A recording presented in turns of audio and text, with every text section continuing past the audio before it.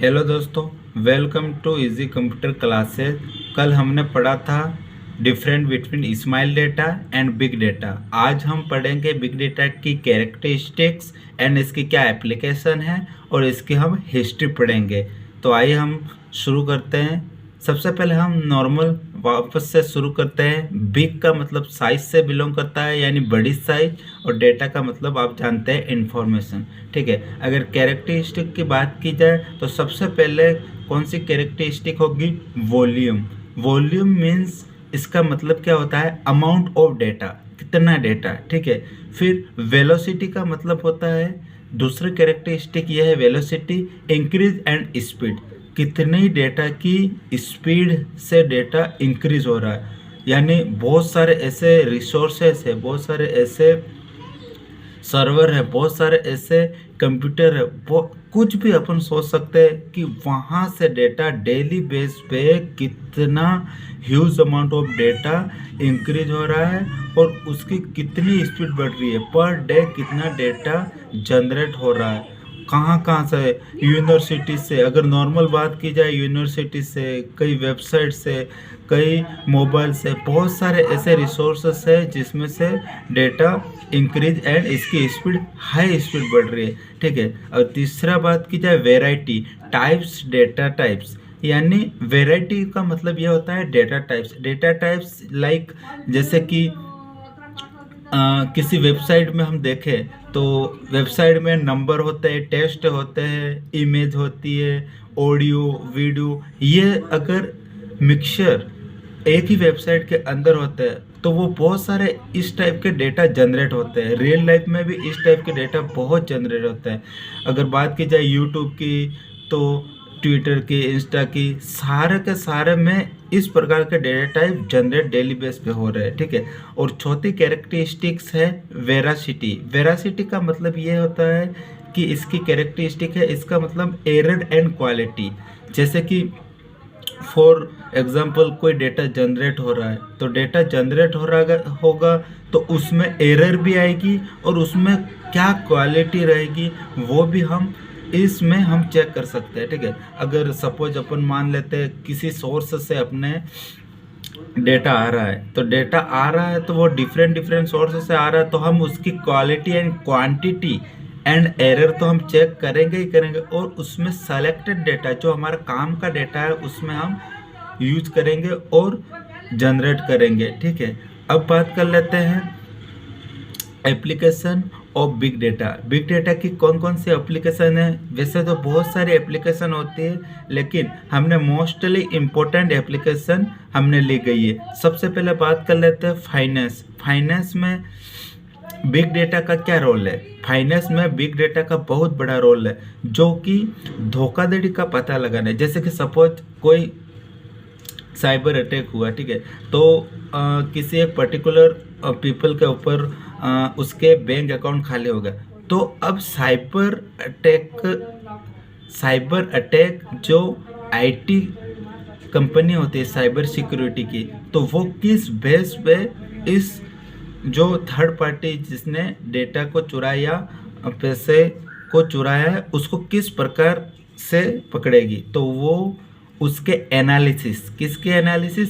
Big data analysis के base पे उसको पकड़ेगी। ठीक है, इसमें आ गया लोन का, आ गया इंश्योरेंस का, आ गया क्रेडिट स्कोर का, आ गया, और ब्लॉकचेन टेक्नोलॉजी।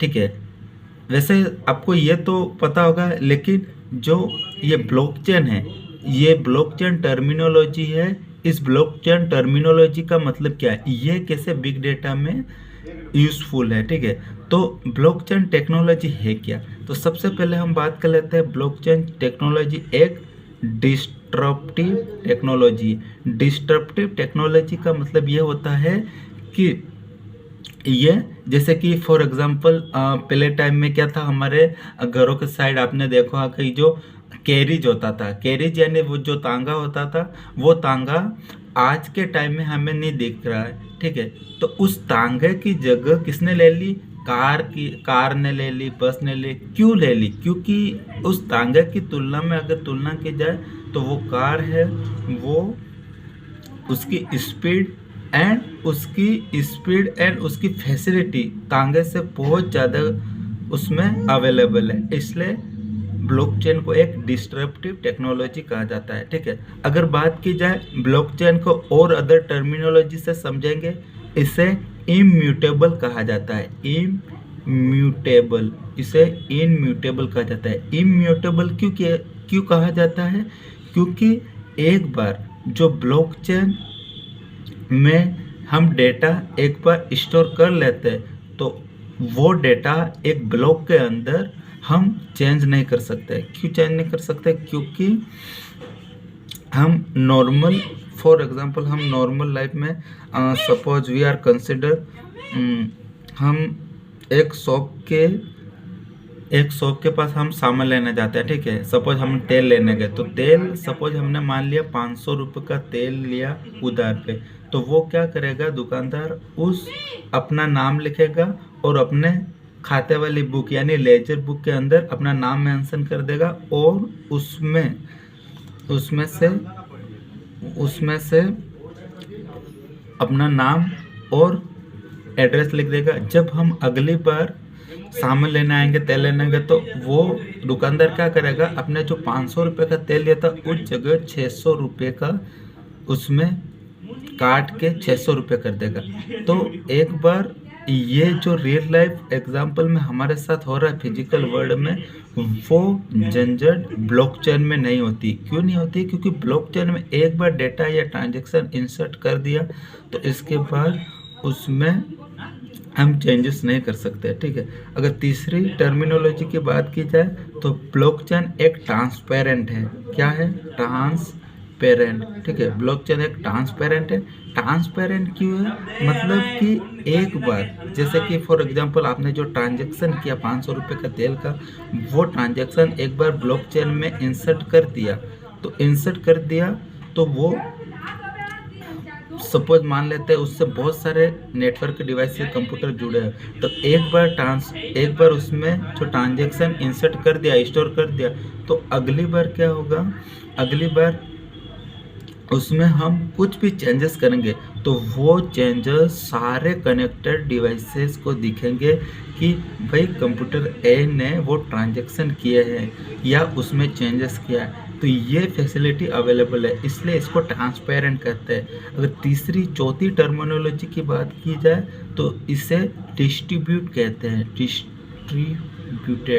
डिस्ट्रीब्यूटेड इसलिए कहते हैं क्योंकि जब ब्लॉकचेन में डेटा इंसर्ट करते हैं, जब उसमें कुछ भी ट्रांजैक्शन इंसर्ट करते हैं, तो सबसे पहले क्या होगा, सबसे पहले तो वो एक पर्टिकुलर कंप्यूटर में स्टोर हो जाएगा या डिवाइसेस में स्टोर होगा। फिर थोड़ी देर बाद वही ट्रांजैक्शन उससे कनेक्टेड सारे डिवाइसेस को शो होगा, इसलिए इसे डिस्ट्रीब्यूटेड सिस्टम या डिस्ट्रीब्यूटेड टेक्नोलॉजी कहा जाता है। Thank you.